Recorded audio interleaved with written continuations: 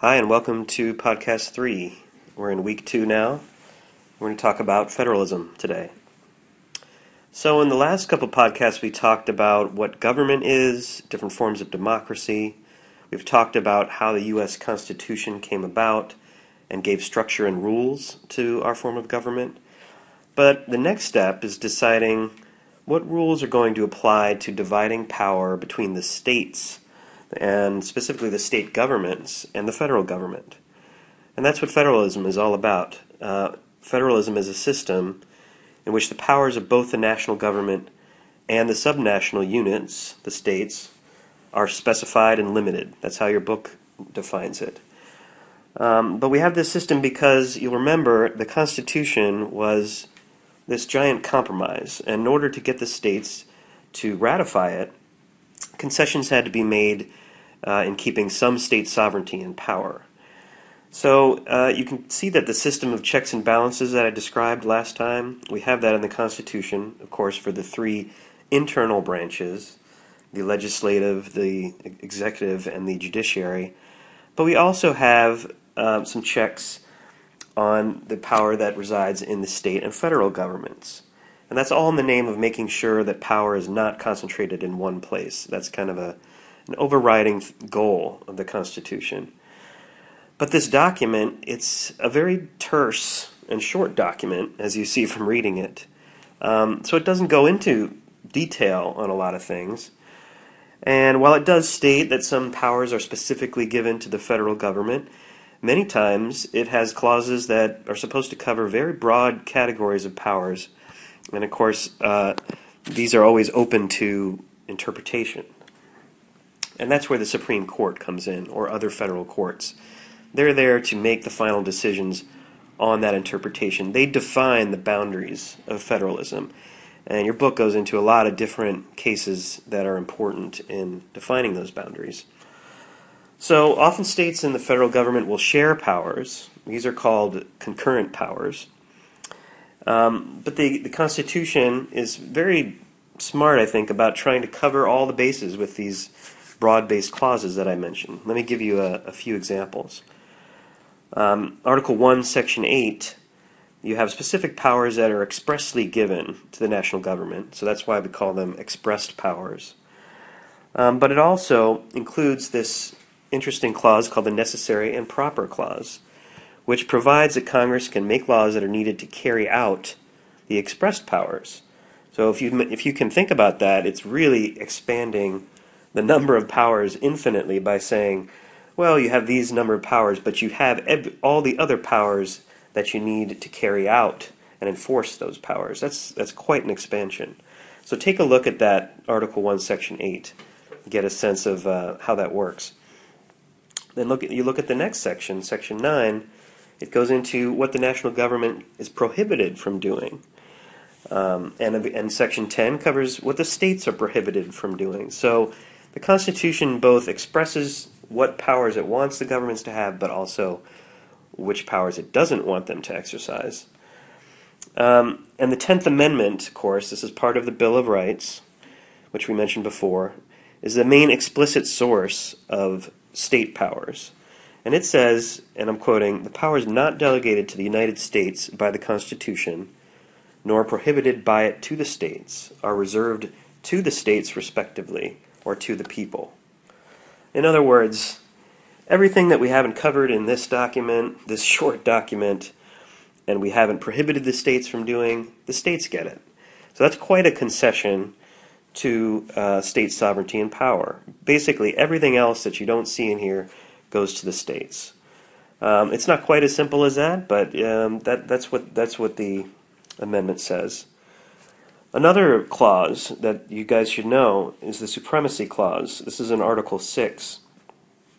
Now this states that when you have a conflict between the laws of the states and the laws of the federal government, it's the federal government that prevails. That's where the supremacy comes in. The federal level is supreme. So it says, "This Constitution and the laws of the United States, which shall be made in pursuance thereof, and all treaties made, or which shall be made under the authority of the United States, shall be the supreme law of the land." So it goes on and on. But that's really important. The federal government trumps the state government. That wasn't always, it may be clear now, but that wasn't always very clear until it was stated there in the 10th Amendment.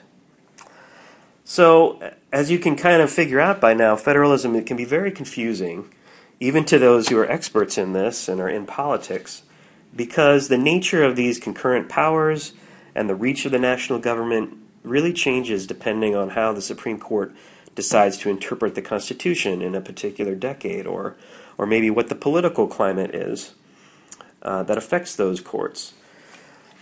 Now, for example, your book talks about an era of cooperative federalism, refers to the welfare state of the 1960s and 70s as kind of a golden era for this type of federalism, in which the national government cooperates with the states, or vice versa, to solve big policy issues with big programs, like, for instance, President Johnson's Great Society program to tackle poverty.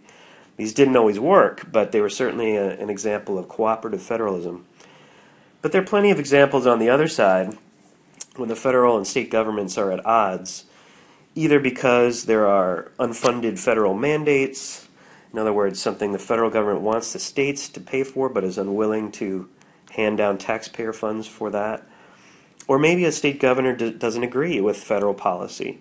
Look at how Obamacare has been implemented or not implemented in the last few years. You have a number of Republican governors who have optioned out of some of the major policy changes made by the law. So not all the states are really in sync on this, even though it's a national law. One of your videos mentions a type of what I would call coercive federalism, kind of the opposite of cooperative, in which the federal government enforced a national drinking age of 21, which you guys are all familiar with.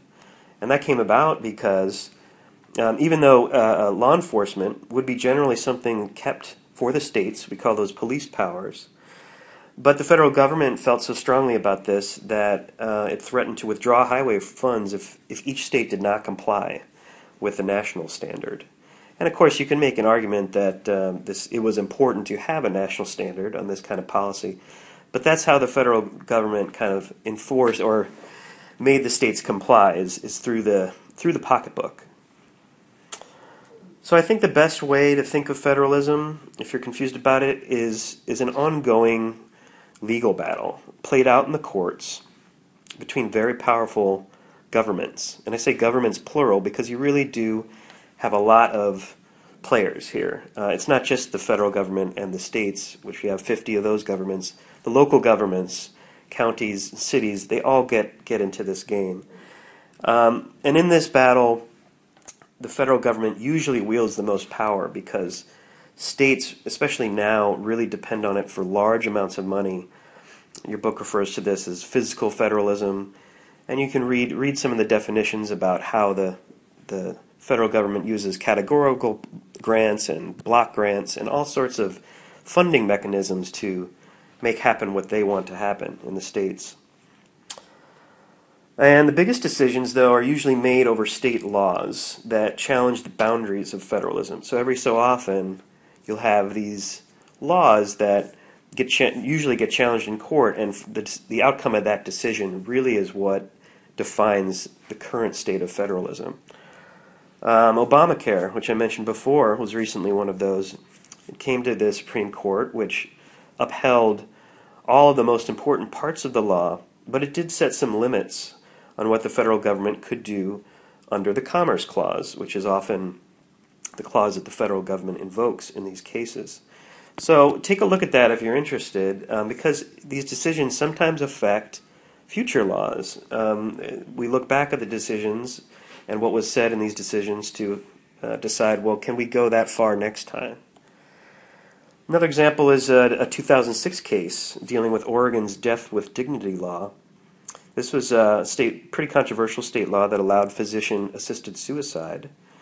And in this case, and it had been passed by the voters by direct democracy, by initiative. And it was upheld by the Supreme Court because the law was about regulating health and doctors, and it wasn't about interstate commerce. So you see that it often comes down to very specific points in each of these cases And it's a fascinating process because it happens very slowly, but each of these cases add to the definition of what is a very fluid system. So a few things for you to ponder on your own. Remember that I'd like you to really take the questions I give you here and think of your own. Discuss them with your roommate. Doesn't have to be someone in the class. With your family member. Give it some independent thought. First here, I have federalism is a huge player in civil rights cases. For example, we could never have disassembled the Jim Crow South, right, unless we had the Supremacy Clause saying that the national laws trump the state laws, that we can make national laws like, say, the Voting Rights Act or the Civil Rights Act that prohibit the states from putting into place discriminatory laws. It took long enough, but eventually federalism won out there. But what about the civil rights debates we have today, such as the right to marry, which some people believe is a civil right. Other people do not define it that way. But for a moment, forget about the moral position you might have on gay marriage, and I want you to consider it from the federalism point of view. That is, does this fall into the domain of states, or is it a case like it was in the 1960s when blacks were denied the right to vote? Is it comparable to that, where the national government really had to step in, assert its supremacy? Or is it not that? Should we just allow states and regions to decide on this important issue? So the second question is that I want you to think about state sovereignty in a different way. You've read about the era of the Constitutional Convention when states had folks that were very different in their culture, and they had to travel long distances, say, just to get from Georgia to New York, when there were only 13 colonies, and you're riding on horseback. So you can understand that each of these states really did feel like their own country in that time.